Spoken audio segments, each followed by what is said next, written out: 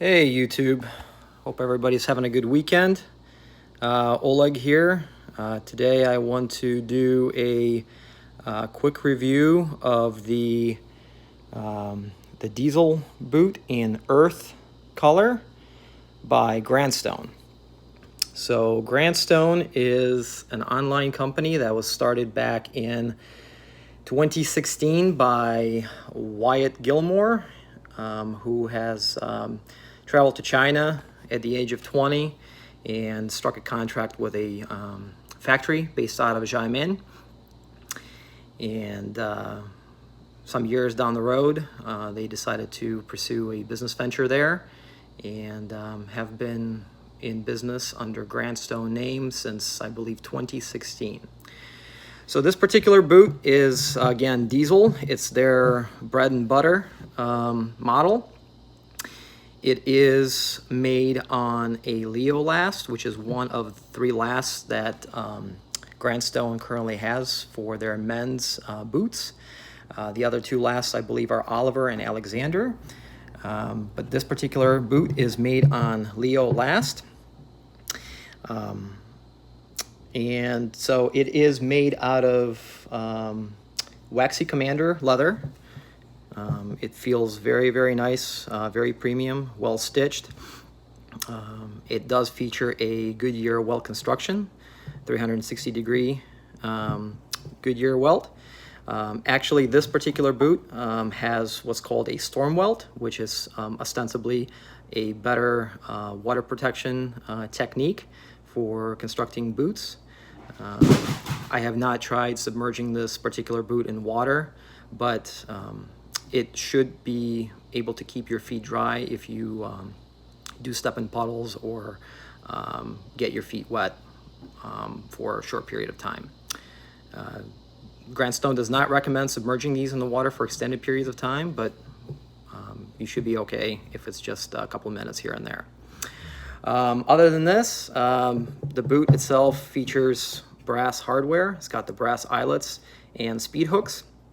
It's got 4 sets of eyelets and 3 speed hooks up here at the top, which is a good, I guess it's a very good way to put this boot together.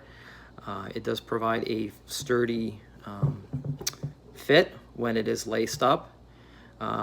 These laces that the boots came with, the boots actually had the laces on them when they came out of the box, but there's also a second pair of laces that was sent in the box, and those are the leather laces, and those are actually, I have to dig through here to find them, but they are in here somewhere. Actually, I think I may have put them away, but anyways, they do come with a second pair of leather laces, which are more fashion oriented. My personal opinion is, you know, for functionality wise, you're always better off going with flat laces for everyday wear. If you are looking to do more of a fashion forward type of event, or if you're, you know, trying to style and profile, then leather laces might be a way to go. But in my experience with the boots, leather laces provide a more inferior fit. They don't stay tied quite as long, and I find myself having to relace the boots fairly frequently. But these flat laces, they do stay tied. So in my opinion, that's the best way to go. So let's talk about the soles a little bit on these guys. So this is what the bottoms of these boots look like. It's a rubber sole that sort of resembles the Day-Night. It is not Day-Night. It is Grandstone's proprietary rubber that so far, the few wears that I've had with these boots, it's proven to be pretty good. It has a decent grip. Most of my walking was done on sand and asphalt, so no issues there. They're a good, sturdy boot, and the foot feels nice and secure inside of them. The beautiful thing about these boots being Goodyear welted, again, is the fact that you know, they can be resoled at any point in time. Once the soles go on these guys, which soles are usually the first thing to go on the boot, assuming normal wear and tear, this whole sole can be taken off and a brand new sole can be put on. And it does not have to be the same exact sole. So for example, if I want to go with a mini lug, a Vibram mini lug, or if I want to put cork or leather, I have those options. And local cobblers can take care of that. I believe something like that on average costs about anywhere from $80 to $100 a pair. So that's about that for the construction of the boot.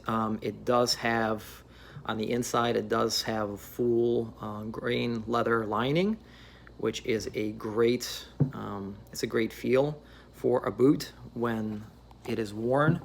If it's worn all day, it is a fantastic alternative to something that's maybe cloth lined or you know, neoprene or anything like that. So leather does provide better breathability, and paired with the right pair of socks, you can literally walk in these all day, and your feet will stay you know, relatively cool and dry, and you don't have to worry about sweating too much in them. So it's a fantastic thing about those. These do feature a steel shank, which a lot of people really like in the boots. It provides additional stability and arch support. So these guys do have a shank that goes right through here, which again, it's not a necessarily a huge necessity for a lifestyle boot, which this is. This is not a work boot. It is not rated as a work boot. I think I should make that disclaimer very explicitly. This boot does not feature a steel toe. It has got a soft toe on it. So it is a lifestyle casual boot. Again, not meant to be worked in. But you know, it does have the shank to provide arch support, and it is a pretty important thing for a lot of people. So one more thing about where these boots are manufactured. So Grandstone themselves are actually based out of western Michigan, a little town called Baroda, Michigan. That's where their warehouse is and distribution center. That's where all their footwear ships out of.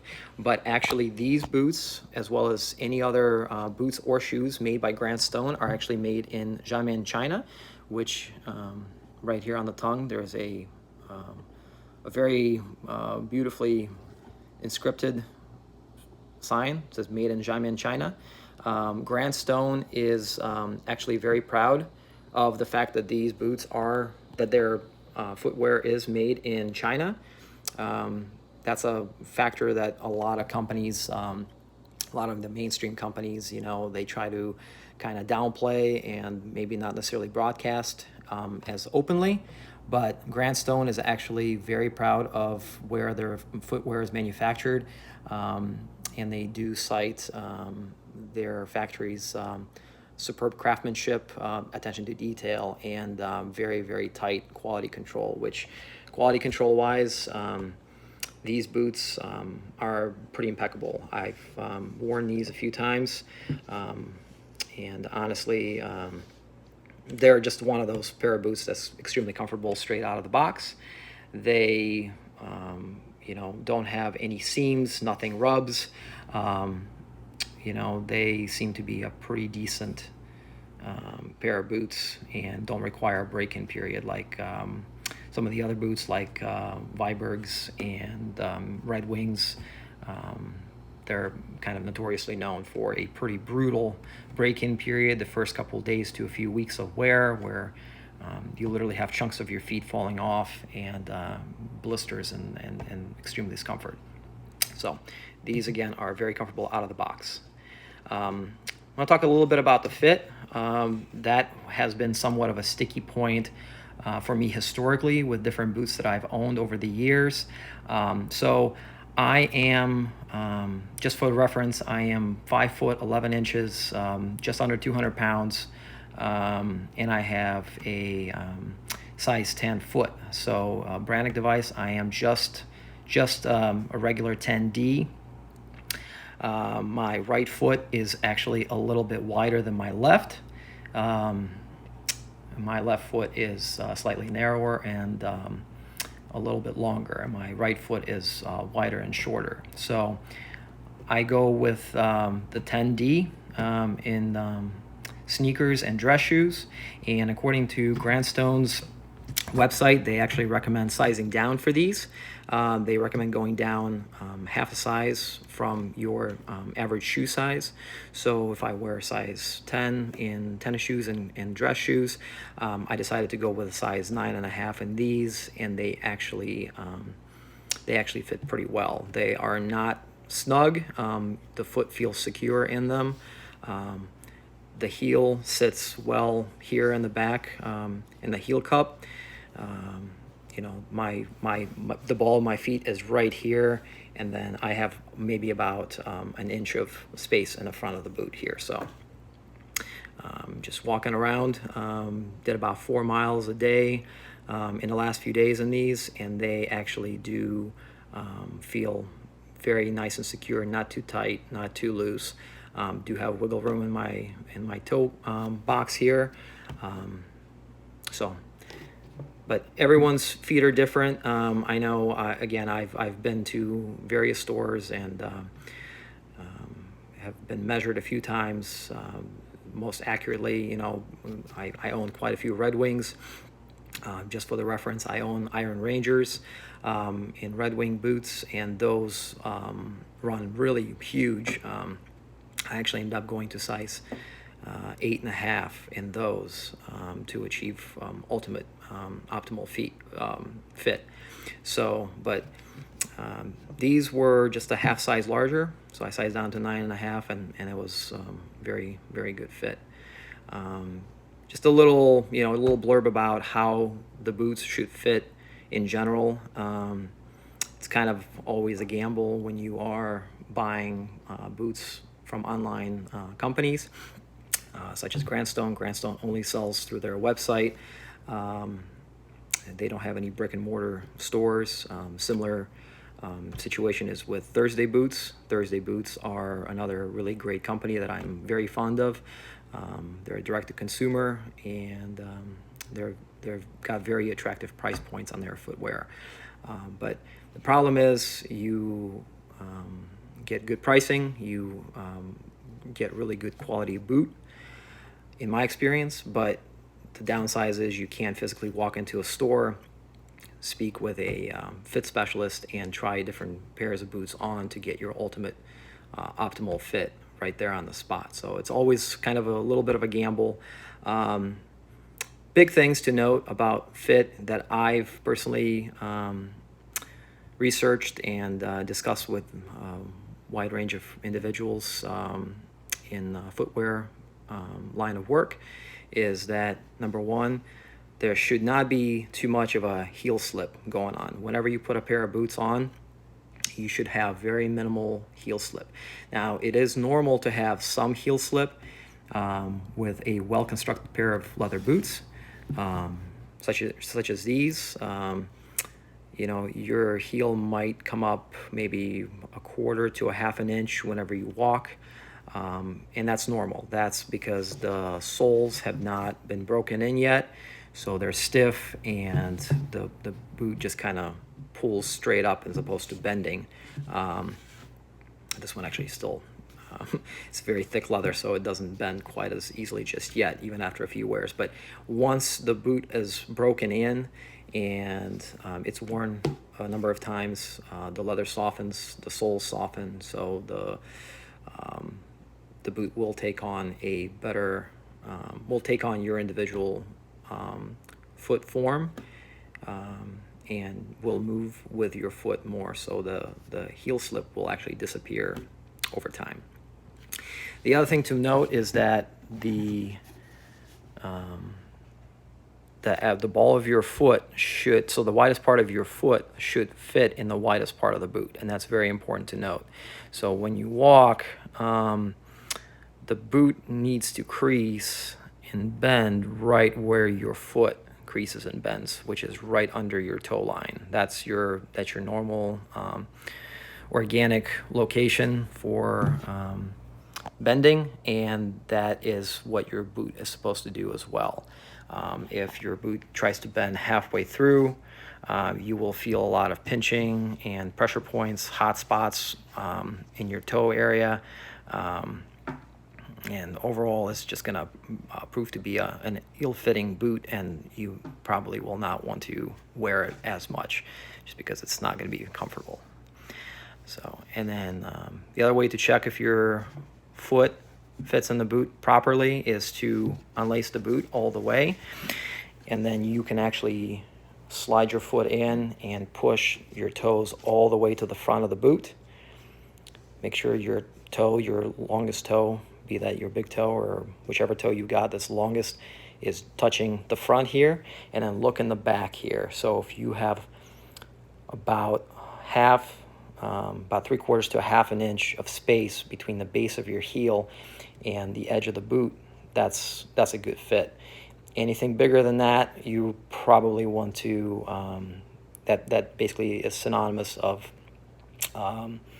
your boot being too big for your foot, and you probably want to size down about half a size. And again, buying from online stores like Grand Stone or Thursday Boot, that is a gamble unfortunately you have to take, especially right now with COVID. They are limiting their staff at the call center. So whereas normally there would be a person that you could potentially call before you place an order and speak with and discuss the fit and any individual preferences and nuances you may have going on with your feet. Now with COVID being rampant, unfortunately the chat feature on their site's been disabled. So, but I will say that through trial and error, in the last couple of months, I've ordered quite a few pairs of boots from Thursday, and this is my first pair of ordering from Grandstone. Luckily, they are a good fit, but with Thursday, I've struggled. I've actually ordered a couple of pairs of boots that were a little too large, and I had to send them back. But I will say this, the customer service level with Thursday's online customer support team is just phenomenal. I mean, they get back to you right away, and they do. They are very responsive. I send an email, and it's pretty much like clockwork that as long as it's Monday through Friday, I get a response back within a few hours. And they are very pleasant. They're very appreciative of the business you're giving them, and they are, They basically bend over backwards for you, quite literally. It's a pleasure to do business with them. So I'll definitely order more boots from Thursday, but this review is about Grandstone. I don't want to deviate too much. Similarly, I did run into a small issue when originally placing the order for these boots. Since this was my first time ordering from Grandstone, once you go on their website, there's usually a pop-up that offers you a $25 discount off of your first pair of boots from them in exchange for your email address. I put my email address in, they sent me the code, but when I went to check out and actually pay for these, somehow I clicked on Express Checkout button, and my order went in before I was able to put the discount code in. But I emailed their customer service team, and they actually came back and they refunded me the $25. So these boots, let's talk about the pricing too. These boots are currently retailing for I believe $285 on Grandstone's website. This is the least expensive pair of diesel boots. Again, this is waxy Commander leather. It is very rugged and outdoorsy. They have other leathers that this boot comes in. Grandstone uses Chrome Excel fairly extensively in various shades.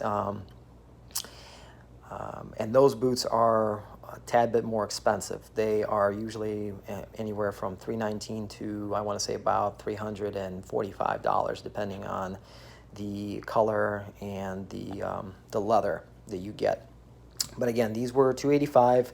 They are the entry-level model, which worked out well for me. I believe that you know, boots are meant for wear and tear, and you know, you're meant to hike in these and do things. They're meant to be functional. So I do wear my boots fairly hard. Can't tell by looking at these just now, but they will be seeing some mild to medium intensity hikes. I don't think I'm going to take them on, you know, Appalachian Trail or anything like that, but I will do some day hiking on these. I travel quite a bit, intra and interstate, so I will be taking these on the road, and you know, I assume with good wear and good care for these boots, there's really no reason why a boot such as this one, again featuring Goodyear welt construction and full grain leather lining and this really rugged and tough waxy commander leather on the outside, should not last you know, at least 7 to 10 years. I mean, there's just no reason why it shouldn't. So so I think this concludes this particular review. I would love to hear your thoughts and comments on what you think of these, if you own these, if you have owned them in the past, if you are planning on buying a pair of boots in the near future. I really hope that this review is helpful to maybe decide one way or the other. Again, you know, these boots are very, very good quality. They are heavier. You know, they've got a weight to them, so you know, you definitely feel like when you take them out of the box, and they come in, you know, in this very nice box with boot bags and a little shoe horn and extra laces and stuff, which is a very nice presentation in itself. But you know, when you take them out of the box the very first time, you feel like you're getting a quality product, and quality for me personally is very important. You know, I am of the mindset that quality should come over quantity. So, you know, I would rather own one pair of something really, really high quality as opposed to churning through, you know, department store brand models of boots every so often, and wearing them a couple times, you know, a couple months here and there, and then either the stitching comes apart or the hardware breaks off or something else happens. But to me, longevity, you know, quality are very, very important. So very happy with my purchase on these. Definitely will be checking Grandstone out again down the road when the need for new boots comes up. And so that is really it for my review. Again, please, if you enjoyed this video, you know, feel free to give me a thumbs up and let me know what you think of these. You know, what your personal experience with these was, or if you're planning on giving these a shot at some point in the future. Thanks so much.